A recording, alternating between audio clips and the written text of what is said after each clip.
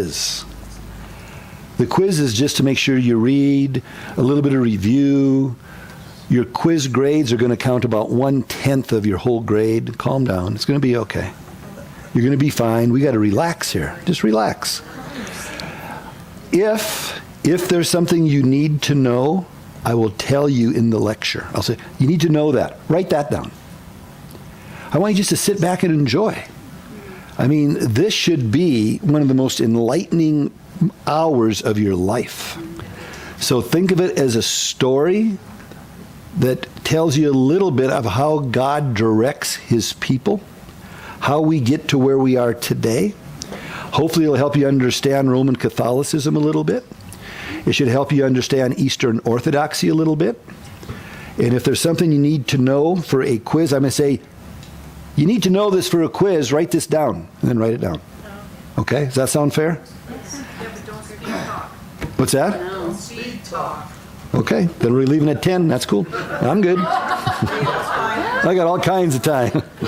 There is absolutely nothing on TV tonight that's worth watching, so we're good to go. So here we are. Oh. What? I want to watch Bert. Is that on tonight? Yes. Yes. Well, let's go. Okay, here we are. I'm not into politics. I don't know none of that stuff. Okay, here we go.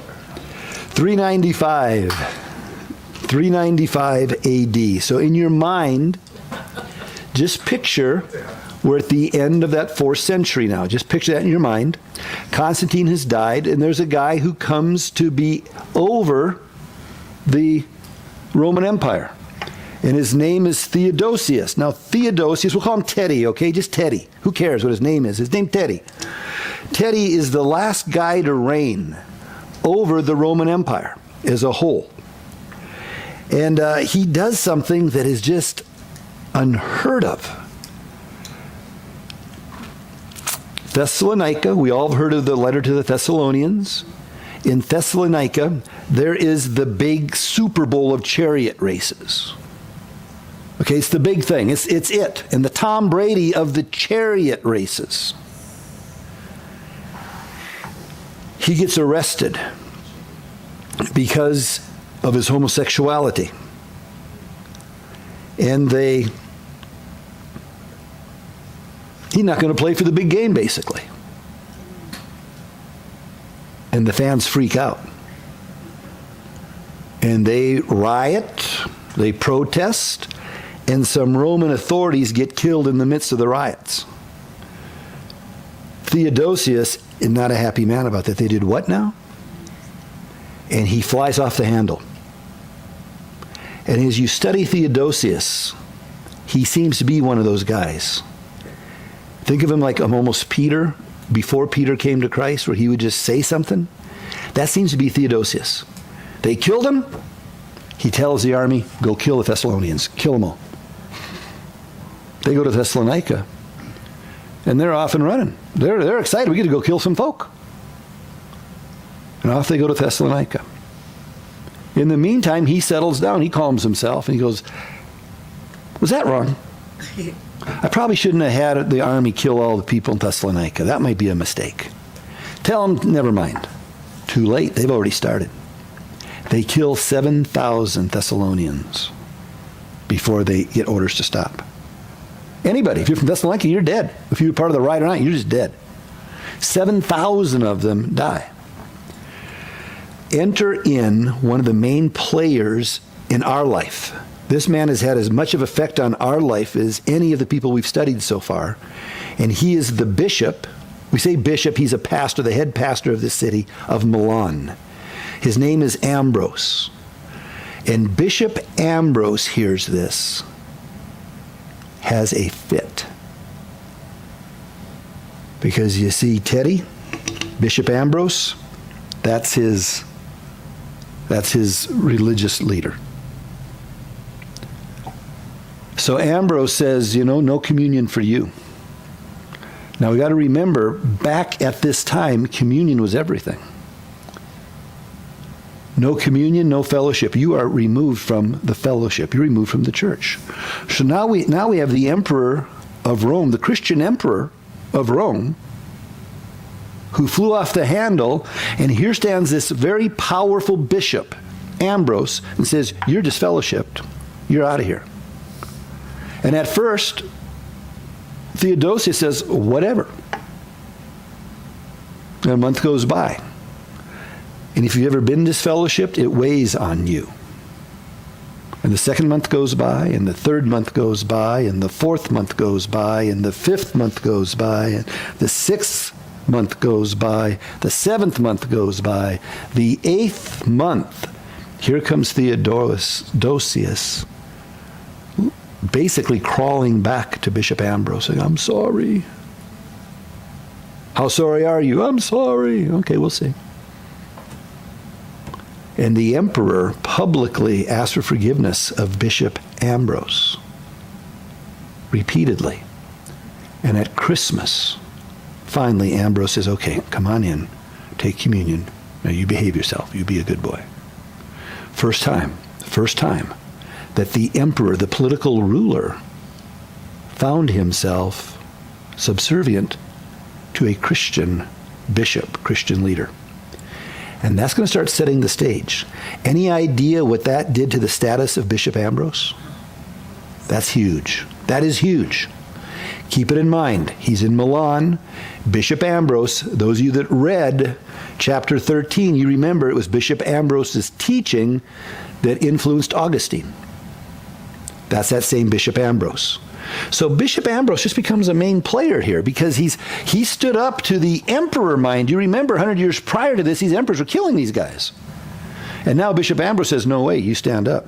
Well, what's interesting is the first time the emperor bows to the bishop, but what's interesting is this same Theodosius who goes on and passes an edict that says, okay, pagans of the empire, you saw what I did. If you don't come to Christ, we're going to kill you. So within 100 years, it went from the pagans killing Christians for being Christians to the Christian emperor killing pagans if they don't convert to Christianity. So it's just a weird thing, and that's all with this Emperor Theodosius. Isn't that this crazy thing? It's amazing what power and authority does to anybody, Christians or non-Christians. It's an amazing thing. Well, here we are at the end of this 4th century. Remember we said this Theodosius, he's the last one to reign over a unified Roman Empire. Remember how Constantine brought him together again? Well, 100 years later it splits again into the west and the east. So on the west over here, anybody here have a Catholic background? Anybody raised in a Catholic church? I need a guy. You were, Tito? Yeah. I didn't know that. Stand up here, buddy. This is going to be our Bishop of Rome to the west. We want to get over up on top here. So we're looking at a map, and Rome's going to be way over there. You can sit on that bench over there. There's Rome over here to the west, okay? And this is going to be important. We got to play this out now. We got to really play this out. Anybody from an Orthodox background, Greek Orthodox, anything like that? David, you look as Orthodox as anybody here, I guess. Come on up. You look a little Orthodox. You got the little hair going. If we could have a little bit of stovepipe hat on. We're going to put you on that red chair because these are the two main players. So I'm going to have them sitting as a way of reminder, okay? Rome over here. This is the new Rome. Constantinople, remember it was Byzantium, and now it's Constantinople. We got to keep these two in place. We got to remember this. It's important we remember this. So those are the two. Now there are other cities on this side that are important. Antioch is important. Alexandria in Egypt, important. Jerusalem's been pretty much desecrated and destroyed. There's not a lot left in Jerusalem. But because it was Jerusalem, it was given an honorary position in the empire. So we've got major cities. We've got Rome, Constantinople, Antioch, Jerusalem, and Alexandria. And this splits now right here down this aisle. It splits east and west. There's a split, but not only did the empire split, we've talked about that a little bit, the church split with it. And that's what we're looking at, church history, not secular history. So while this split, remember Constantine 100 years earlier went from Rome, said, I'm going to build my own capital here in Byzantium. Remember it was his brother-in-law's headquarters, and he changes the name to Constantinople moves the capital here. This becomes known as New Rome. This is Old Rome. Tito has been the pastor of Rome forever. And prior to him, other Roman pastors, hundreds of years. He was the pastor of the capital of the Roman Empire. A lot of prestige went with that. Now, less than 100 years ago, Constantine moves over here, and here's David just being the pastor of this little Byzantium, and all of a sudden Constantine comes and says, boom, this is the new capital, this is the new Rome, and David's church just became real big. Prestigious, exactly. Prestigious as all get out. What do you think Tito's thinking about this? You got that right. He's not liking it at all. And this guy's saying, hey, this is what it is. Deal with it. Now, this is going to be important because our history comes from this split. This split is everything to us. So Rome pastor here, Orthodox are Rome pastor here, Constantinople pastor here. So we got these two pastors. Important that we get this. Now, what I found interesting looking at the history of the church, when I first came across this, it blew me away. Do you know what? If all these are, I'm going to make all of you guys are males right now. Think of yourself as pastors of your little churches out here, okay? You're all male pastors. We got these little churches out. You got a little church. You're pastor. We're just all a bunch of little pastors. Little churches in little towns that are rather insignificant towns, but we're the pastors. Do you know what your people called you as a pastor? Papa. Papa. You were the Papa. You're the Papa of the church. You're the Papa of the church. You're the Papa of the church. You're the Papa of the church. You're the Papa of the church. In Pentecostal movements, we see that coming back up today. In the highly Pentecostal churches, you will have the father, mother of the church, so to speak. And you'll call the wife of the pastor the first lady. She's not the first lady. She's not even a pastor's wife. This is my wife. Your wife is not the pastor. She didn't marry a pastor. She married Khan. My wife. There's no position in the Bible called pastor's wife. And because she's married to me doesn't put her over women's ministry. Exactly. She's married to me. She's my wife. Has nothing to do with her calling in this fellowship. Who is over women's ministry, by the way? Dina. Oh, Dina is, yeah. See how that works. In the church prior, I think it was Vicky and Sherry Deaton, wasn't it, or something? I forget even who it was. We had different people over women's ministry, but my wife has never been over women's ministry, ever. That's not what she's called to do. So when we started the fellowship, what do you want to do? So she said, I don't know. What are the words that I need? I said, we're having worship. I'll sing. Okay, sing. I like to pray. Okay, pray. So her ministry is singing and prayer. We needed kids ministry for a while. She was back in kids ministry, which wherever it is, that's where she goes. But the pastor was called Papa. And as time went on, the smaller churches started being referred to as pastors, more and more. And the bigger churches were the papas. So there was the Papa of Alexandria, the Papa of Jerusalem, the Papa of Antioch, the Papa of Constantinople, and the Papa of Rome. So in the 3rd century, or 4 centuries, the 4th century was going on, there tended to be 5 papas. As time continues to go on, David drops the title of Papa, and that's what we're going to be looking at first. We're going to look at what went on over here. Then we're going to look at what went on over here. We're going to see the new title that David takes over in Constantinople, and we're going to see the title that Tito takes in Rome. So by the 3rd century, there's this political split. And now these two, the old Rome and the new Rome, are kind of eyeing each other saying, wait a minute, what's going on here? As we come into the year 400 AD. That's going to be kind of important to see. What is interesting is they split over here to the east. David has Antioch, Jerusalem, and Alexandria sitting there. He's got those other 3 churches. He does not take the position, I'm the despot, it's all me. He says, we'll all rule this together. I'm going to be the first among equals because I'm in the capital city, but we're all in this together. We're going to rule by, we're going to head the church. We're going to look over this part of the church as a committee almost. On the western side, it's just Tito.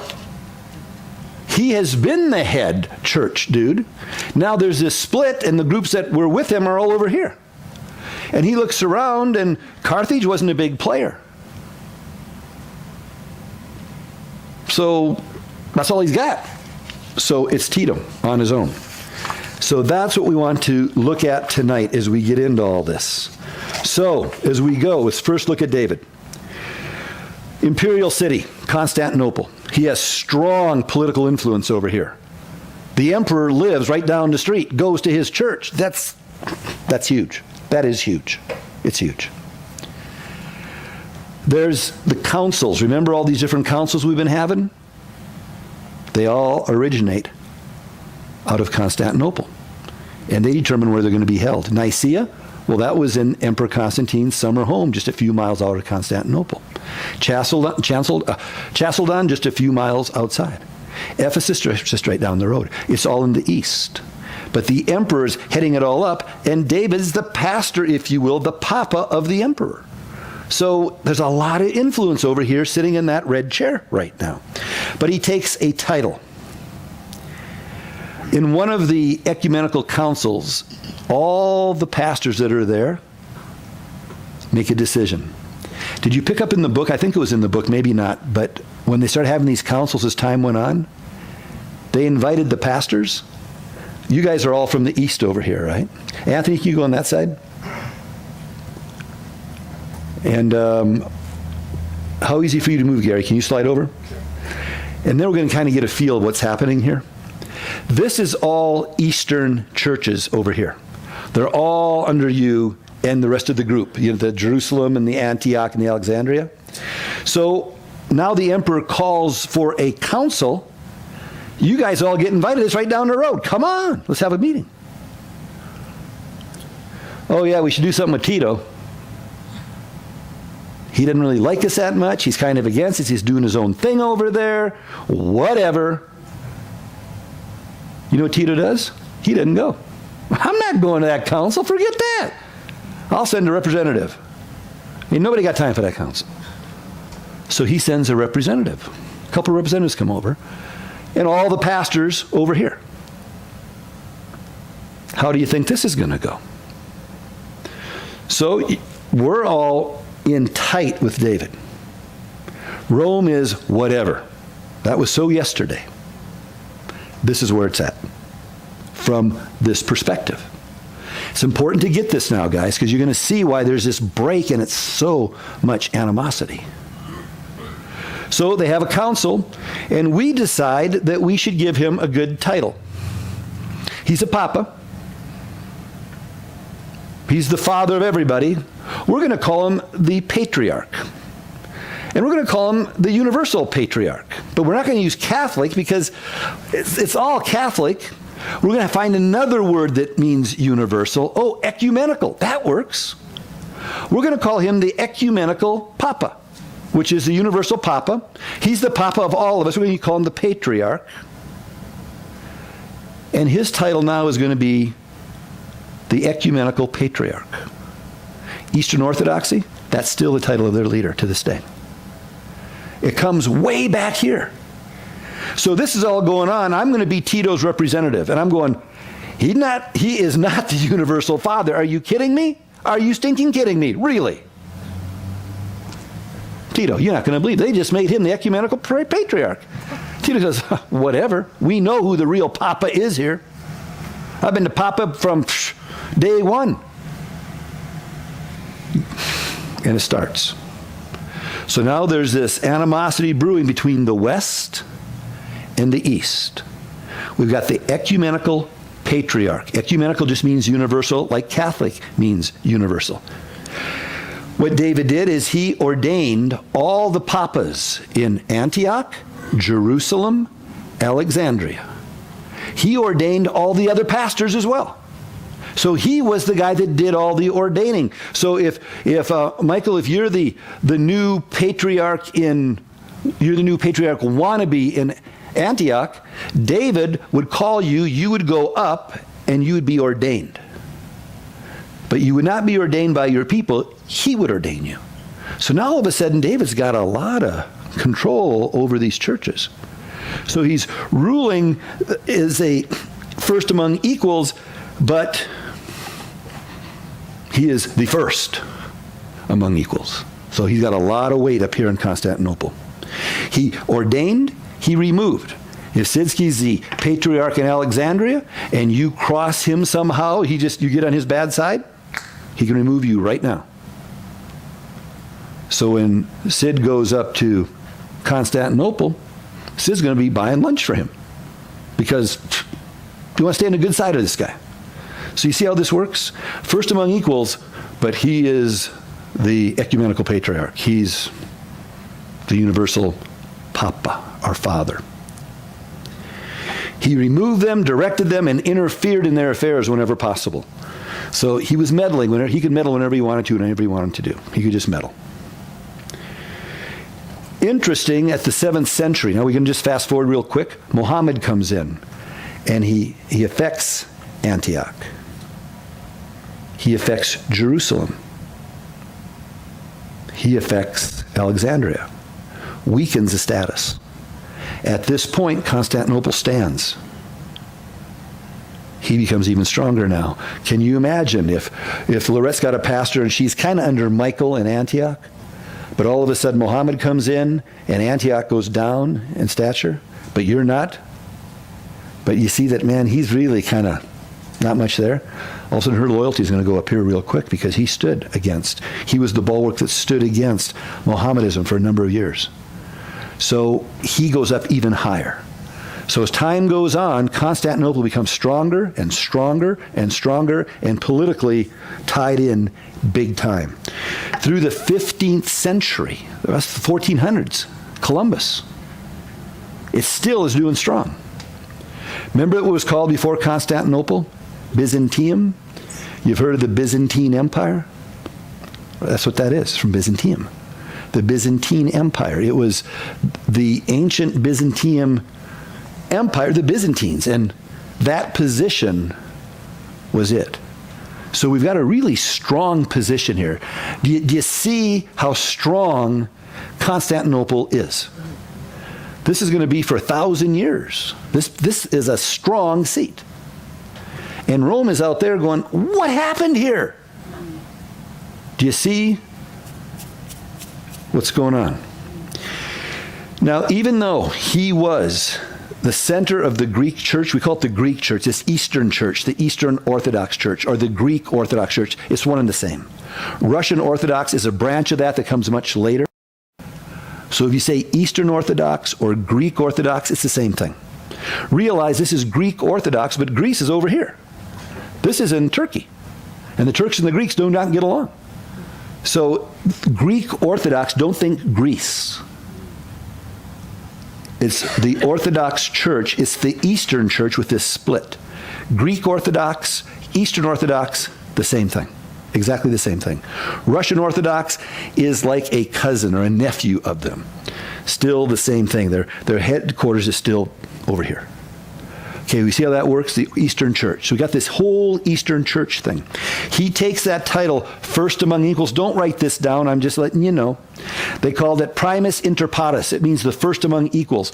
And much to David's credit, even though he had that position and all this is going on, he never lorded it over y'all. He would still call in Michael and Sid and Gary, you're going to be the Jerusalem guy. He'd still call you guys in and have meetings and get your counsel and all. But if he didn't like it, he's going to make the call. He's the head dude. But he never lorded it over you. He just, you see what I'm saying, kind of? So they had this council, they had this group. He ran it, but he didn't run it. If I can get that across, kind of. When it came to Tito, his position, interesting position. For years, hundreds of years, his position towards the Bishop of Rome was, I just want equality of rights. That's it. he was resting in the authority he received from the emperor. So I want equality of rights, and I want reciprocal dignity. I'm going to treat you like a bishop of Rome. You treat me like a bishop of Constantinople. I'll treat you like the bishop of Old Rome. You treat me like the bishop of New Rome. So we look at this guy, this position, it would rotate from, year after, or century after century, decade after decade. But that seat held that same position. And that was their position of the Eastern Church. Kind of interesting. Obviously, some advantages. They had the favor of the emperor. The emperor was right down the street. You were the emperor's pastor. You were the stronghold that stopped the Muhammad's Islam from coming any further. You stopped it. The city that was formed there was a true Christian city, and they used it. A lot of these pastors, when it came talking to the few pastors on this side, they'd say, but the New Rome is a Christian city. The Old Rome, that's where Christians were killed at the Colosseum. They had all the idols to all these pagan gods in the Old Rome. That was a decadent city for years. There's never been one idol worshipped in this city. It was formed under Constantine. It was a Christian city. It still is a Christian city. We like it. So that was the kind of talk that was going on amongst the churches. So all this is going on here. As a result of all this, sciences, arts, all these things started coming out of Constantinople. They eventually, we're going to read in a little bit, one of my favorite all-time buildings in Istanbul. They built the Hagia Sophia, this house of wisdom. And it's this beautiful, beautiful church. And it was the center of this. That was their big old church. Those of you who went to Bulgaria and you saw Alexander Nevsky, the Hagia Sophia is that times 7 or 8. It's this big place. Very plain, but it's beautiful. Beautiful, beautiful, beautiful. Islam eventually came in. It's now a mosque. You go in there, it's just desecrated. It just grieves my heart. But it was the place. The Hagia Sophia. And it was a place of wisdom and all the study of the sciences of the day and the arts of the day. Everything's over here because this is the Washington, D.C., if you will, of the Roman Empire. This is where it's at. Oh, but did you hear, by the way, the thing in Washington, I don't know why I thought of that. The Washington Redskins are going to, after all the conflict, they're going to change their name. Did you see that? They're no longer going to be called the Washington Redskins. They said, the owner, Snyder, I think his name is, Dan Snyder, he said, we have to drop the name. He says, it's not good for the kids. We're going to be called something else. We don't know what. We're going to drop the name Washington because when you hear Washington, all you think of is sleaze and dishonesty and all. So it'll be called we're going to be just called the Redskins. That's it. But anyway, I don't know. But anyway, sorry, that's just bad. But any rate, so there's this is the capital, the new capital. This is where everything's going on. You got it. You got it. That's where everything is. So now we look at Tito. Tito has some serious strength going for him, and he's not budging. He's not stupid. He has the strength of history. He is the pastor of Rome, for crying out loud. We're talking Rome here. And he makes certain that the people understand that. He says, we have an imperial tradition that goes back for hundreds of years. We have a history. Constantinople, yeah, Constantine moved it over there. And ever since then, the empire's been going down. That's what you get for moving it. Never should have moved it in the first place. If you'd left it over here, we'd have been just fine. So he takes that position. Interesting, with all these councils, the Arian heresy, and excommunicating people and all that, Tito stays out of all that, out of the fray. There's all this talk and all this split over what should we do and what this and all this and all this stuff. He sends me to that thing, just a representative, just one of his buddies goes over there. You guys sit and argue about that? I just sit there and watch y'all. This is what's going on, Tito. He said, well, that's crazy. This is over here. But I come back, the Bishop of Rome says this, or Papa of Rome says this. He stayed out of the fray. He stayed out of all the controversy, and his distance gave him the appearance of having a pretty good handle on things because he wasn't called on the carpet. He had time to see how it's going to play out, come up with a decision. His distance gave him the appearance of doctrinal stability. So all of a sudden people started looking at him differently because, this guy's got his act together. There's a universal orthodoxy that's coming out of this pastor of Rome. He says, this is the ecumenical patriarch over here. I'm the patriarch of Rome. He says, we got bishops, we got pastors, we got patriarchs over on your side. He says, I am the bishop. I am the archbishop. I am the patriarch. I am the primate. I am the papa. I am the pope. That's the position he starts to take now. So now, all of a sudden, during this 4th and 5th century, Rome starts to say, I'm everything. It's all me. This guy says, there's a bunch of us. There's Michael, there's Sid, there's Gary. We'll make this decision. Tito says, it's me, guys. I am the pastor of Rome, for crying out loud. There's a church in Rome today I visited a couple of times. You've all heard of it, I'm sure. It's called the Lateran Church, St. John Lateran Church. You've heard of the Lateran Council if you get into Roman Catholic history. In this church, it is the church of the Papa, even to this day. We got St. Peter's of the Vatican, but St. John's Lateran Church is his church. And in that church is a chair. Ex cathedra we talk about, that's where the chair is. It's in St. John's Lateran Church. It's the church, as they call it, of the Holy See, or of the Papa, the Roman Papa. So in this church in Rome, they have this chair. There's a sign, it's written in Latin, but you can get it interpreted. It says, the Holy Lateran Church, mother and head of all churches in the city of Rome, and the mother and head of all the churches in the world. And you better know they looked right over at Constantinople when they had that put on there. Said, you think you've got something? Do you know who I am? And they start to bump heads. Do you see what's happening here? So you have the Church of the West, the Church of the East. And now they're bumping heads in a very big way. Ex cathedra, when the Pope is in that chair, they say, so they go so far as to say now, since 1870, that when he's thinking in the chair, God is thinking in him. When it first started, it was they would take counsel and make decisions, but when he sat down in the chair at St. John's Lateran Church, what he said from that church had all the authority of the Church of Rome, and it was considered at that point infallible. In 1870, they made it a doctrine that said anything he says, period, from that chair is infallible, with or without counsel. So we'll get into that later. But that's where that is. So that's what I wanted to finish up last week. So now we're done with last week's lecture. Whew, we made it. So do you see the break here? Do you see what's happening? It's so important. You don't have to write it down. Just remember this. Remember the break. There's a political break, but there's a church split. And we've got David up here in Constantinople. Michael, I'm going to have you stand up. Your knee's good now, right? Come up here quick.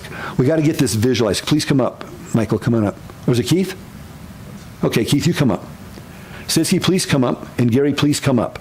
I want visual things. You don't need to write this down now. You should be able to remember this. David, you stay sitting. He's the first among equals, but he's not standing up. He's not going to stand up. No need for him to stand up. He's in Constantinople, man. That's the new Rome. So they're all equals. They're all equals. But this is the ecumenical patriarch, the universal papa. He's the head dude. How many patriarchs are in the West? This is the East. How many patriarchs in the West? What city? What's his name? Tito. Yeah, we got one papa over here, and he is everything. He's everything. He is everything.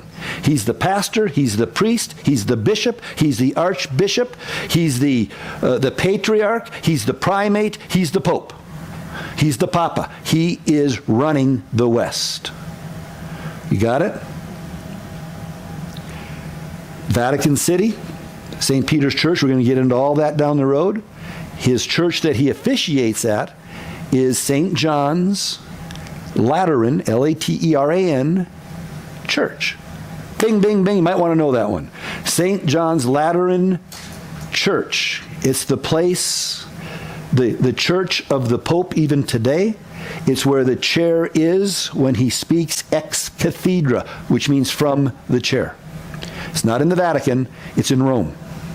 Okay, thanks, guys. We got it? Thanks, David. Thanks, Tito. We're done with that part. Yes? What is the metropolitan? Metropolitan's another name for a archbishop. Just another name. Just another name. Because it was from a major city, and the archbishops from the major cities are metropolitan. Another name. Okay. Got it? Sweet. Any questions on that? Now, you look at your notes. You don't have a lot of notes there, right? Who had most of the patriarchs, east or the west? East. Who had most authority, individualized authority? The New Rome, the pastor of the New Rome or pastor of Old Rome? Old Rome. Okay, you got it. That's all we need to know. Okay, now, I want to go back into the beginning of the 4th century. This is at the end of the 4th century and the 5th century, this split happens. Now let's go back into the beginning of the 4th century, and we're going to walk away. Constantine has unified the church. We've had the Diocletian persecutions, remember, and now Constantine's united the church, and we're looking all at that time frame again. And all of a sudden, something happens that's just kind of different. Out in Egypt, and you guys read about him, Anthony. Anthony in Egypt. Anthony's an interesting guy. I don't think your textbook talks about this, but there's some interesting things about Anthony, man. It's interesting. You have to write this down. Interesting stuff about Anthony. Old Anthony, he was born in Egypt to a pretty wealthy family. They had 300 acres of land, and back then that's a lot of land, and they're a pretty wealthy family. And what made it really interesting, his parents were strong Coptic Christians. They were Christians. So he went to church with his mom and dad all the time. Sunday mornings, Sunday nights, Thursday nights. He was in church all the time. I love talking to my daughter Christy because she grew up in church all the time. And it's been interesting because until just recently, she just kind of, I'm never going to marry a pastor, Dad. I was in church all the time, just complain. And just about a year ago, Dad, thank you for making me go to church all the time. I was so bummed out half the time, but now as an adult, I fall back on that over and over and over again. Thank you for that. I never thought I'd hear those. I never thought I'd hear those words. Like, serious? Thank you for that. I go, whoa, it was crazy. But that was Anthony. He grew up in the church all the time. But interestingly enough, Anthony was an introvert. He was a guy that liked to think a lot, but he was not comfortable socially. So he was quiet. He didn't play a lot with his friends. He didn't have friends to play. He didn't want to play with his friends. He just would contemplate. That's Anthony. He was not into education at all. In fact, believe it or not, Anthony never read or learned how to write. Isn't that something? It's been said by the guy that wrote his biography, Athanasius. Remember Athanasius from the Nicene Council? He was a friend of Anthony's, and he wrote his biography. You can read his biography if you ever want to. But in his biography, he said something so interesting. He said Anthony's library was his memory. That was his library. He carried it with him wherever he went. He had a tremendous memory. James just went to the restroom. This guy's got a memory. It's weird. I would love to have a memory like that. I'll say, James, memorize chapter 1 of whatever. James, yeah. Memorize chapter 1 for James sometime. And I'll see him like 3 days later, and he'd have it perfect. It's like, are you serious? He's got that. It's a great gift. Anthony had that. He could just memorize stuff. And it was said by the time he was a teen, he had over 2,000 verses. He just knew them. Passages and verses, he just knew them.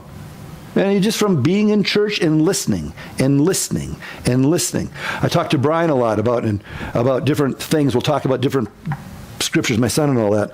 And he'll just say, you taught Christy well. And that's what brought this whole thing up. And she goes, yeah, Dad, I want to thank you for making me go to church all the time. I said, you're always there goofing around with the kids. You don't even listening. Dad, I was listening. Couldn't talk. We could doodle. Couldn't talk. And he said, yeah, she's got it. I mean, I'll talk to her about Jephthah, and she'll know all about Jephthah. And she takes a strong stance that Jephthah did not offer his daughter. He had her go into a perpetual state of virginity. She's strong on that.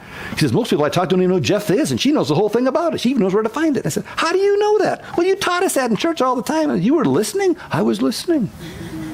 Bring your kids to church, man. It sits in. I would see them. Oh, it'd drive me nuts. Sid, you saw it. You'd see them. They sit off to that side right over there. And there'd be about 20, 25 of them sitting over there. And they'd be up and they had their little notebooks and their Bibles. And you'd see them writing on each other and drawing on each other and drawing cartoons on each other. Going, oh, these guys. It went in. What? That's Anthony. That's Anthony. So he grew up in the church. Not able to read, but it just kept going in his head. He turned 18, he had a little sister, tragedy hit him. His mom and dad both died just like that. He's 18. He's left with this huge estate and a little sister. Okay, I'm raising my little sister. He kept going to church because that's what he did. He knew no different. That's what I do. I go to church. He goes to church and says about 6 months after his parents died, he's sitting in a church service, and the bishop of the church starts talking about that really wealthy man that came to Jesus. What do I have to do to inherit eternal life? And he says, keep the commandments. I've done all that stuff. And he says, well, then sell what you have, give it to the poor, and follow me. And he goes, oh. So he sold all that he had. Kept a little bit back to take care of his sister. Sold everything else, gave it to the poor in his town. About 3 weeks later, it says he was in church, that same bishop. They're in Matthew, the Sermon on the Mount that night. And he says, why are you worried about what you're going to eat, what you're going to wear? Look at the birds of the, He says, don't worry about tomorrow. Sufficient for today are the troubles therein. And he goes, why am I putting this money aside to take care of my little sister? So he sold that. He gave that away. They had nothing. He took his sister and brought her to a group of women in the church there. They were called, not perpetual virgins, it was something virgins of chastity or something like that. It sounded like a group of nuns, what it sounded like. And he brought his little sister there and says, please raise her. And he left. People in the church saying, how ridiculous, didn't take care, gave his money away. You can imagine. You can imagine. If someone's going to really do something like that. So I can't believe it. So he decided to get away from the world in the church.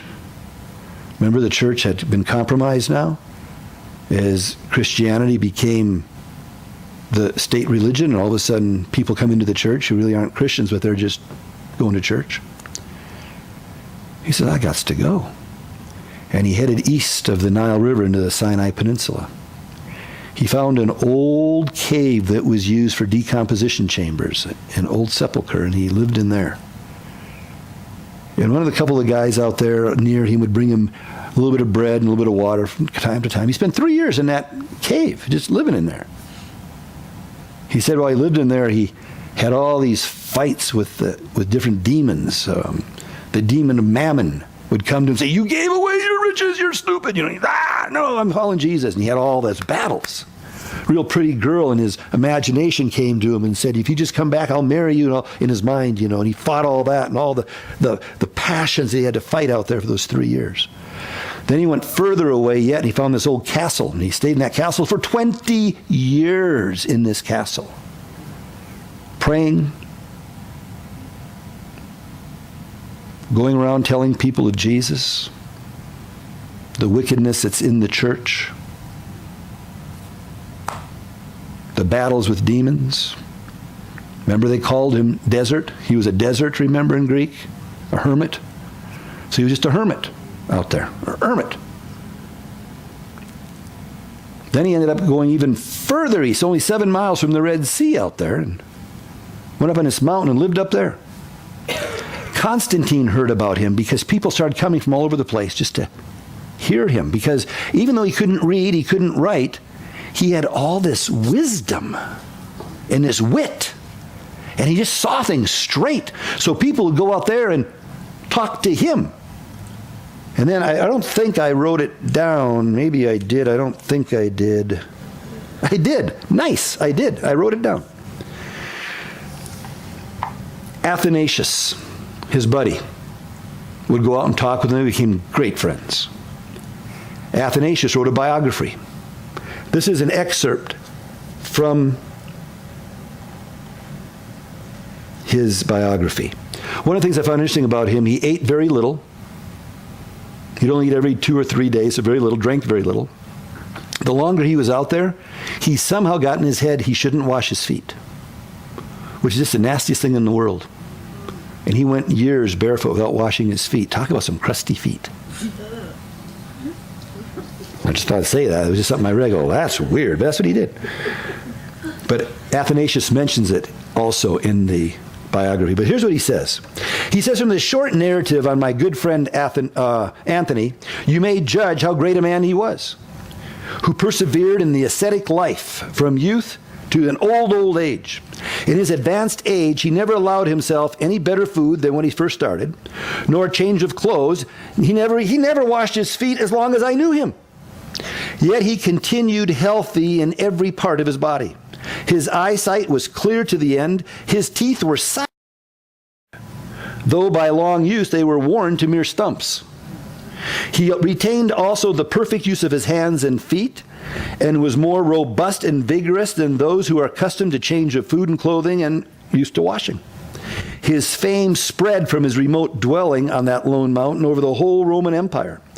What gave him his renown was not learning, nor worldly wisdom, nor human art, but alone it was his piety toward God. And let all the brethren know that the Lord will not only take holy monks to heaven, but he will give them celebrity in all the earth, however deep they may bury themselves in the wilderness. That was just one of his excerpts, and I thought it was interesting. But what Constantine heard of him. So Constantine writes him a letter, and they deliver it to him out there. You know what he does with that letter? He can't read. So he gets this letter from the emperor, and he's like,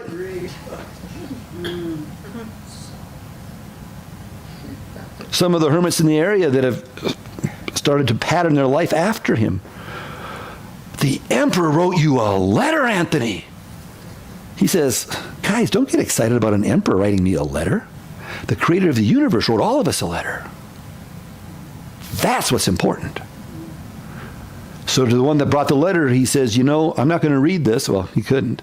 I'm not going to read this, but tell the emperor not to be too excited about being the emperor of the Roman Empire, but rather to be excited about being a child of God. That's where the excitement should go. Greet him from me, and that was the end of it. And I thought, wow, that's pretty cool. He didn't get all excited, didn't pose for a picture, nothing. He just said, whatever. Rejoice that you're a Christian, not that you're a political ruler. That's Anthony. This you want to know. He is considered the first monk out of Egypt there. And it's so interesting, if you ever go to Egypt, the Nile River runs north and south. It flows north, interestingly enough, because of the topography of the land. Like the Red River here, the Nile River flows north into the Mediterranean Sea. And because it flows out of all the jungles in Central Africa, in the rainy season, it just overflows its banks. And it just floods all over the place. And the Egyptians have known that for thousands of years. So that's when it talks about casting your bread upon the water. That's a reference to the Nile River flooding over the banks, and you would throw your seed on the water, and then it would recede back to the riverbank, and all that would be just lush, wonderful soil for planting. But if you go just a little bit further, where the Nile would not reach when it flooded over its banks, instant desert. So when you go to Egypt, you're in the Sinai Peninsula, you're just desert, man. It's desert. It's like white sands on steroids. It's nothing out there. And you're just out there, and then all of a sudden it's just green. And that's where the Nile overflows. So these deserts, these hermits would go beyond the green, beyond civilization to themselves. And that's where you'd find all these hermits. Anthony became famous not because of his intellect, but because of his piety, because of his godliness. And people started gathering around him. Well, he had a contemporary. He was like 30 or 40 years younger than Anthony. You don't have to know this guy's name. His name is Pachomius. I think the book might have mentioned him, Pachomius. But Pachomius was a military guy. Interesting, the book doesn't tell us this. Pachomius fought under Maxentius. Pachomius fought on the Milvian Bridge and lost against Constantine. Didn't that something? He was a survivor of that battle. Well, he comes out and he goes back down to Egypt after retirement. And there's Anthony with all this fame and all. Well, he's a military guy. Those, if you've ever met career military people, think of it like a Marine or an Army, even any military, Air Force, Navy, whatever. He was a Roman legion soldier. Very regimented. Discipline was everything. But he's a Christian.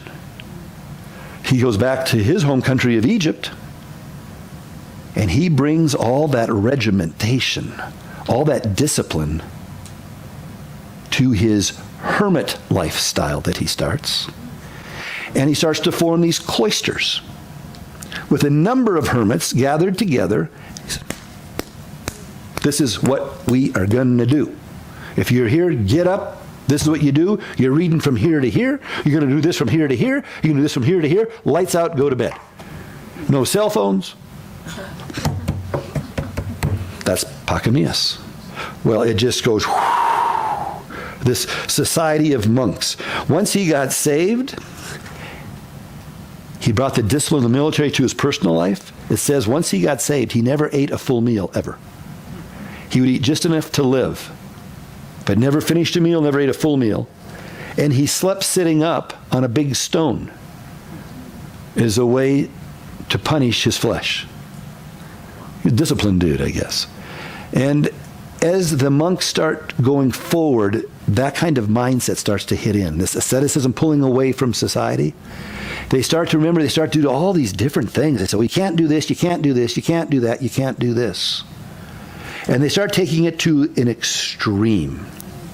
Well, Pachomius does something very interesting. After Anthony dies, he's got this biography of Anthony. So Pachomius takes two of his monks to Rome. This is the most interesting thing to me. I came across this the first time and I was like, whoa, I get it suddenly. A light went on for me somehow, I'm not sure. It's hard for me to do it, I'm trying. But he brings these two monks with him to Rome and the biography of Anthony. And Pachomius goes to Rome. And people say, hey, there's two of those deserts. There's three of those deserts. That's Pachomius. That's Maxentius' general. Look at that. He's hanging out. Look at these guys. And he goes right into the upper crust society of Rome. And he says, we're here from the desert. This is so-and-so and so-and-so. The names aren't important. And they say, we want to show you the Colosseum. They go, we don't care about the Colosseum. What? Trevi Fountain? No, we don't care about what Trevi Fountain, but you know, whatever it was. We want to show you the sights, the Forum. We want to show you the Forum. You go, nah, I want to see the grave of Peter and the grave of Paul. That's it. And they looked at him with like, you guys are sick. You're crazy. And they ridiculed him. You guys are whacked. And they stayed in Rome. And they lived a different lifestyle in the midst of Romans' high society. Very well marked by their very simple dress, their very simple lifestyle. As time went on, they started sharing that biography of Anthony with those who were interested. People started looking at them and they said, you know, these people are different. They stayed for about a year in Rome. They had such an impact on Rome that the guesstimation is minimum 2,000, as high as 10,000 Roman people left Rome to go live in the deserts of Egypt and join monasteries because they wanted what these people had. I think there's a strong message there. How do we reach people in our society for Christ? It's not to be like them. When we like them, we'll have friends, not converts. But if they see that we're different, they'll ridicule, but eventually they'll want what you have. So this Pachomius to me is like, whoa, it's a guy you never hear of. He had a huge impact. And all these folks started flooding into the Egyptian deserts. And it was said that when that all happened, and more of these deserts, these hermits started to come around, these monks and these little cloisters started forming all over the place. They said that in Egypt, there was almost the same number of hermits as there were people living in the cities of Egypt. They were all over the place, everywhere. And from all that comes this guy named Benedict, remember. Now, Roman Catholic background, Benedict, you've heard of Benedictine monasteries. This is where it comes from this guy named Benedict. Now, he was born at the end of the 5th century in 480. So he's born much later. He was born there in Rome. At age 15, he's hanging with his friends and all, but he goes, this is crazy. My friends, all they want to do is party. I don't want to be with friends that party. And at age 15, he says, I've got to go. I'm out of here. And he moved east of Rome 30 miles into a grotto. Think of it like a cave, like we talked about those that went to Israel. Remember in Caesarea, that cave in Caesarea Philippi?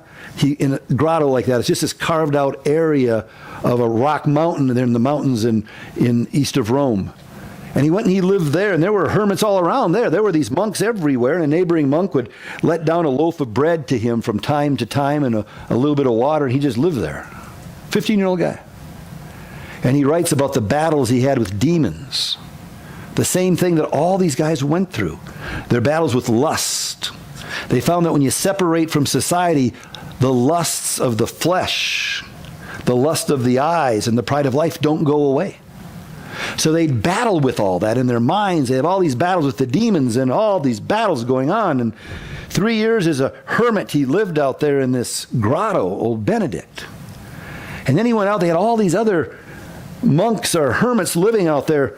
So he started to establish a cloister. And then another one, and then another one, and another one. He'd put 12 monks in a cloister with one superior person over him. And he had 12, that's 152, 12 plus 1, 30, 152 monks underneath him in these cloisters. He's a young guy. He's Tito, you're 20, about Tito's age. He's got all these monks out there. And he'd go around, he'd plant fields so he could eat, and he'd feed the poor. He prayed for the sick. He preached to the neighboring farmers and villages. He directed the younger monks. He organized a monastic life based on rule. You've heard of the Benedictine rule. This is the guy that did it. Interesting, there are other rules of monks in the Catholic Church, those with a Catholic background. There's the St. Basil order. There's the St. Augustine order. Of course, there's the Benedictine order. And then there's the Francis of Assisi order. The current pope is from the Francis of Assisi order. Martin Luther was from the Augustine order. He was an Augustine monk. Benedict is the first of all of them. He's the first one. He said at the head of each of these societies, there's be one leader, and he's going to be called the abbot. And the abbot runs it. Whatever the abbot says, that's what it is. He is the sole leader of that cloister.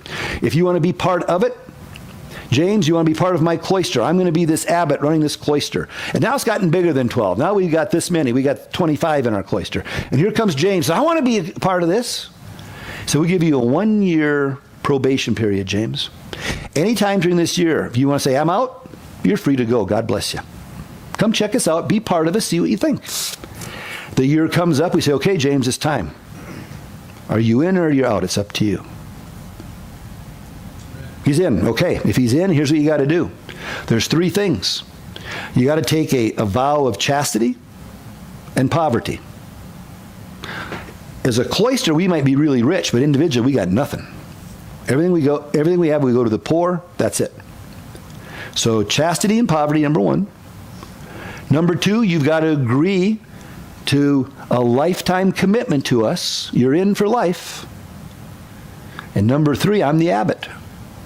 And if I die or quit, whoever becomes the abbot, you have to swear your allegiance to obey the abbot, no questions asked.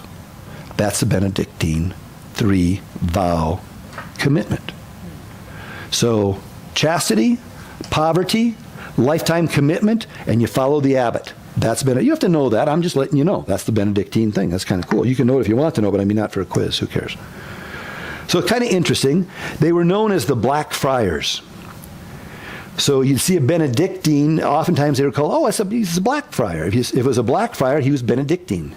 Because they had these cowls, these hoods, that would go over their head and kind of go on down and cover a lot of their undergarments and everything, and it was a black. So it was very simple, and they were the Black Friars because of this hooded cover that they wore. It was very regimented. They worked, they read, they prayed, they worshiped, they worked, they read, they prayed, they worshiped, they worked, they read, they prayed, they worshiped. They would get up at 2 in the morning every night for a very important prayer meeting and worship time. And they had set times of prayer throughout the day. That's the rule of St. Benedict. So, as you can tell, we spend most of our time on the monks because these monks in these different orders are so key to what we are today. Through the Middle Ages, when all of Europe is just going through this formation time, the Catholic Church, the Roman Catholic Church, calls it the Golden Ages. The intellectual society calls them the Dark Ages because there was nothing of science or art that they liked. Historians call them the Middle Ages. But it's that 1,000-year period. It was the monasteries, the cloisters, the monks who kept the scriptures alive, who kept the literary classics alive, they kept education alive. It was all in these monasteries, in the midst of all the wars, the fightings, the politics, the dumbing down of society. The monasteries became the source of learning and protecting past scholarships. So, very important thing for us. As a Protestant, the founder of the Protestant movement was a monk, an Augustine monk, Martin Luther. So monks are key. So with that, we've got 3 minutes to cover Augustine and the papacy. Here we go.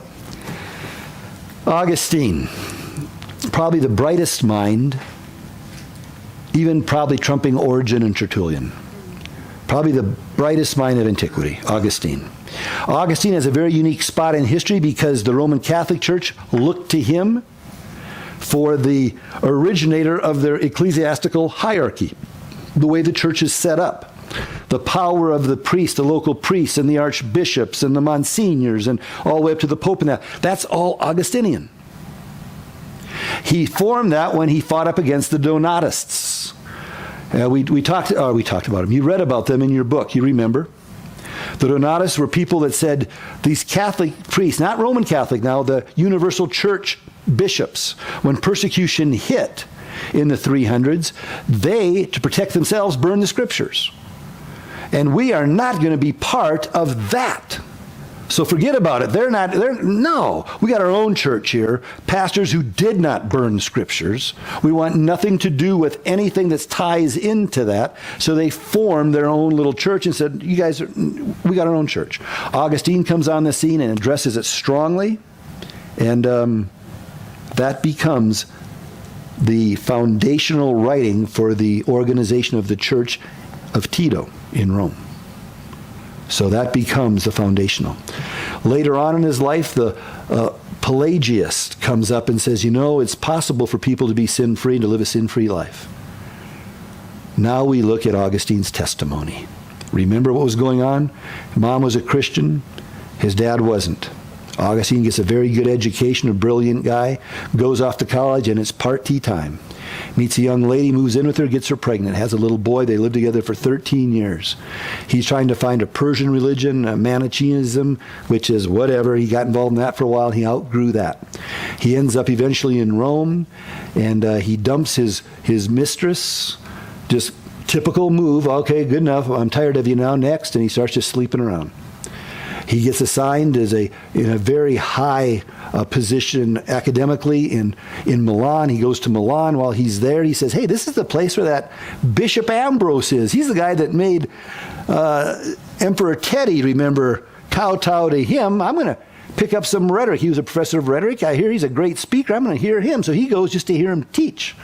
So he's there and he hears the word of God, and God starts to just soften his heart as he starts to remember his mom's Christianity, but he knows, I am such a sinner. I dumped my girlfriend. I got that son out there somewhere. I'm sleeping with anybody who walks. I'm a mess. I'm a mess. And he's messed up. And then all of a sudden, remember, he's walking one day. Oh, interesting. This is something new I found this week, which got me excited. Remember those guys that went to Rome? Those Apocamius and those two dudes that went to Rome, and they brought that biography of Anthony? Augustine hears about all this. And he reads that biography of Anthony. This guy can't read. He can't write. I'm intelligent as all get out. I'm a stinking professor of rhetoric. And he's got control of his passions. And he's taken this vow of chastity. And he's got victory over that. And I can't even make it 2 days. What? And all of a sudden he wasn't as wise in his own eyes as he thought. He was confronted again with holiness. And he heard Ambrose. And he saw the emperor bowing down to Ambrose, so to speak. All the stuff is going on. Remembered his mom. All the stuff is going on in his mind. He's a brilliant guy, but he says, wait a minute, this is for real, huh? And he's walking out one night, go by his garden, and you know the story. Here's this little girl playing a game I could think of as like jump rope, but it probably wasn't jump rope. But she's doing her little thing. What he hears is take and read, take and read, take and read. Little girl, take and read. Now here's this brilliant guy, all proud of his intellect. And he's got a guy who cannot read or write who is convicting him by his holiness. He's hearing the word of God. Faith comes by hearing, hearing by the word of God. And now God uses this little girl. On the other side of the fence, he doesn't even see her. Take and read, take and read, take and read. And conviction, he says, overwhelmed his heart. You can read about it in his confessions. He gives you his testimony. And he's like, ugh! And he went back and he picked up a Bible. He had a Bible now. He just, one of those things where I don't do this, but he did it. He just opened it up. His eyes fell to Romans 13:13, which says, don't make any provision for the flesh, and don't live your life in drunkenness and sexual immorality. Follow God. He goes, ah! He gave his life to Christ. Flat out saved. Got a hold of his mom. Son, you're kidding. This is awesome. You know, oh, I got a Christian boy. He goes and gets his son. And his mom dies. Devastates him. Then his son dies. Destroys him. He gave his life to Christ and all this stuff happened. What? He knows about all these vows of chastity and everything. So I'm going to do that. I'm done. I am so done. And he just throws himself in the study of the Word, and it becomes very obvious. This man is brilliant, and he knows the Word of God, and he's living a godly life. They make him Bishop of Hippo. So all of a sudden he's a bishop of a town in Africa outside of Carthage, and he's a heavy hitter now. And now he's writing this thing about the Donatists, and the church at Rome takes his thing and bases their church based on his writings. And now Pelagius says, oh no, you can live a sin-free life. And he looks and he says, are you stinking kidding me? Do you know what's inside of us? We are born sinners. I've been there, done that. It's bad. This is the grace of God. All men are born with Adam's sin, and the whole doctrine of federalism comes from Augustine. And how all are born. There's none righteous, no, not one. And he writes all this anti-Pelagian writings, and it becomes the foundation of Martin Luther's Reformation. So Augustine has a unique position that the Roman Catholics look at Augustine and say, he's awesome. Our church structure is based on Augustine. As Protestants, we look at Augustine's anti-Pelagian writings, we go, ha, that's exactly what we believe right there. You got to be born again. Everyone's born a sinner, and it's only by the grace of God that you'll ever be saved. So Augustine is interesting in that today, once the split takes place in the 16th century between the Catholic Church and those who are protesting what's going on in the Catholic Church, and the Catholic Church retreats back into Rome and calls itself the Roman Catholic Church, and the Protestant movement, both of those movements, the split takes place on this side of the aisle over here. The Eastern Church, they're doing fine over there. It's Tito splits. and you have the Protestants, and you have the Roman Catholics at this point. They split, but they both look to Augustine as foundation, I believe. He's the guy. Isn't that something? During his life, as you read in the book, Rome is destroyed. The pagans that are floating around say it's the Christians' fault. He spends 12 years of his life, and he dies as the hordes are coming in to kill him. He dies in his bed. But he writes these last 12 years, this book called The City of God. I used to have it. It's about that thick. It's a big book. I didn't read every word, but I did skim it. And it's very skimmable. It's excellent reading. What I used to do when I would teach this at a college level, this class, right here, I would give you an assignment for next week to read Chuck Colson's book, Kingdoms in Conflict. Chuck Colson wrote a book based on the City of God. But it's modernized, and it deals with the United States. And it's like the United States is going down, and kingdoms. So if you ever want to read a fun book, Kingdoms in Conflict by Chuck Colson, if you just want a book to read, it's pretty good. If you want to read Cities of God, you can get the abridged version. It's only about that thick. I wish I'd have done that because this thick one's thick. But I skimmed it, and it's really good, but Kingdoms in Conflict is more practical for us. Same things. So that's Augustine. Okay, we got Augustine. All you want to know about Augustine is his writings are used both in the Roman Catholic Church and in the Protestant movement, and he is stinking brilliant. If you got that and the City of God, you got Augustine. Don't worry about take and read. Don't worry about Romans 13 and 14, unless you're really into Augustine. Well, then learn it, but no big thing. Lastly, and it's only this amount, there's Leo right there, so that's all we got. So it'll take 3 minutes. Leo, you remember the story. The book is excellent on Leo, excellent. Attila Hun coming on in. Attila and his men, they are exhausted, they're tired, and there's Rome. They're like, oh, we're sick, we're tired, we want to go home. And Rome is like in trouble. They got nothing left. They're wiped out. Leo goes out. He's the bishop, not the emperor, not any ruler of old Rome. The emperor's over here. He's doing good. He's over in Constantinople. So Leo goes out and meets Attila the Hun, and people in Rome are saying, well, I guess this is it. Think Masada. This is going to be bad. Leo gets out there, and Attila is exhausted, and his men are going, we're done. We're done with this. They turn around and go home. Leo comes in. He's our new hero, man. He just saved Rome. This is awesome. The emperor, I don't know where he was, but Leo, you're the man. Much later, remember, the Vandals come in. We get the word vandalism from this. The Vandals come in, remember, and they're going to wipe out Rome. Leo, it's your turn. He goes back out there again. This is towards the end of his life. He goes out, meets with the head of the Vandals. And remember, they make a deal. He says, okay, what we're going to do is we're going to come in, we're going to just loot Rome for 14 days, and we're done. So they vandalize Rome. And the Vandals come in for 14 days, 2 weeks. They leave. A lot of the churches are still standing. Very few people have been murdered or raped. They just lost some stuff. Leo's still the hero. He stood up to the Roman, in the invasion of Rome. Both cases, Leo takes the lead and saves the city. So people look to him like, wow, this guy's pretty good. Now, remember what's going on. The split, that's still going on. So think of Tito now as being Leo. He's got his problems over here. The emperor over with David's not doing anything. So Tito's going out and dealing with the Attila the Hun, with the Vandals. He's protecting his own city. The folks of Rome are liking him a lot. David's saying, I'm the ecumenical patriarch, man. I'm the universal papa. This is the capital. Tito at this time, Leo, he says, maybe, but I've got history. Peter's buried here. And if you will read your Bibles, guys, Jesus looked at Peter and said, you're Peter. His name means rock, guys. And on Peter, I'm going to build my church. Therefore, this is where Jesus wants the center of his church to be in old Rome. Well, there's a lot of text proofing in that. A lot of text proofing in that. There's a lot of eisegesis, reading into the scripture we want it to say in that. And if you want to get into the Greek, when he says, you are Peter, and on this rock, he uses two different words in the Greek, one a little stone and one a big rock. And there's a lot more that goes with that. We're not going to get it tonight because of time, but this is the first time it's used for that position.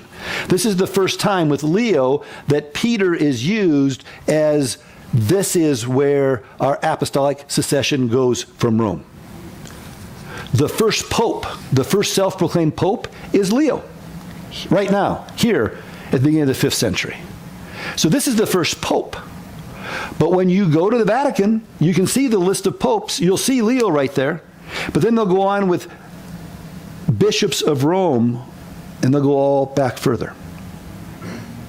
But when it comes to the first pope, to say, I'm the pope, and to take the title, not ecumenical patriarch, but Pontifex Maximus, the high priest.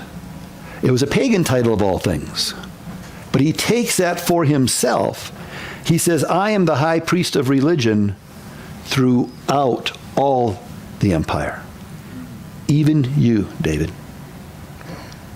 So now we've got, well, I'm the ecumenical patriarch. I'm the papa over the Catholic Church. And we've got here saying, I'm the papa, and I am the Pontifex Maximus. I'm the high priest of the entire church. So we know where this is heading. And it's going to head there. And it's going to get real ugly real quick. And there's going to be this big split that never does get put back together. So it's coming. That's where we leave it. So at this point, old Rome, the emperor is no longer over Rome. As far as Roman citizens are concerned, hey, we had vandals at our door. We had Attila the Hun at our door. And there were no empire troops, no empire army here to protect us.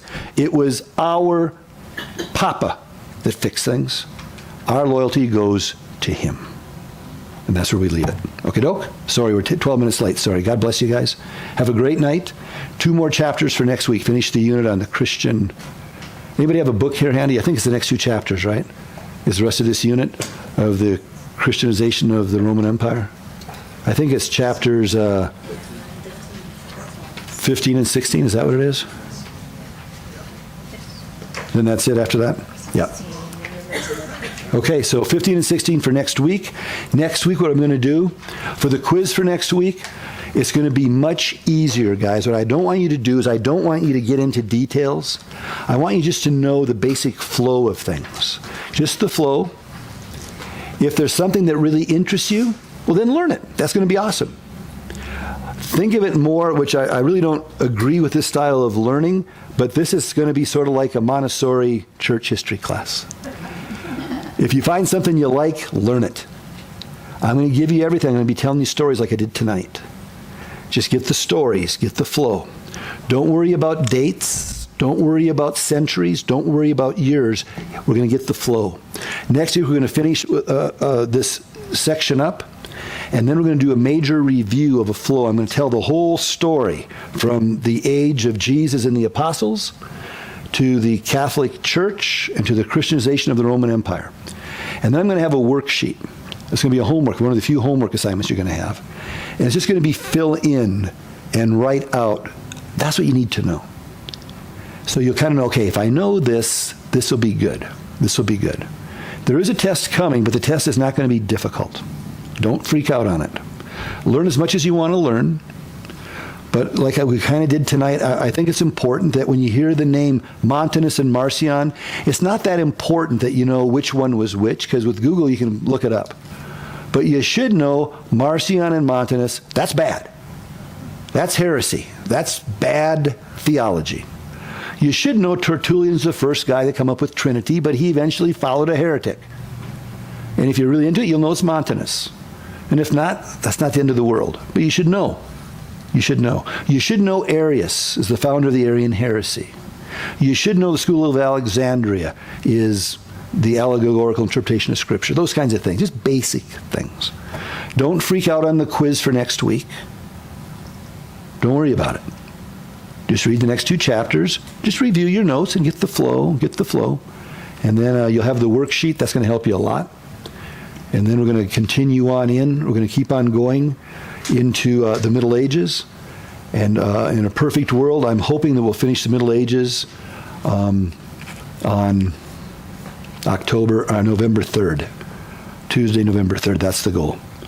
So we should be okay. We're going to just fly through the Middle Ages and have some fun. So God bless you guys. See you. Bye.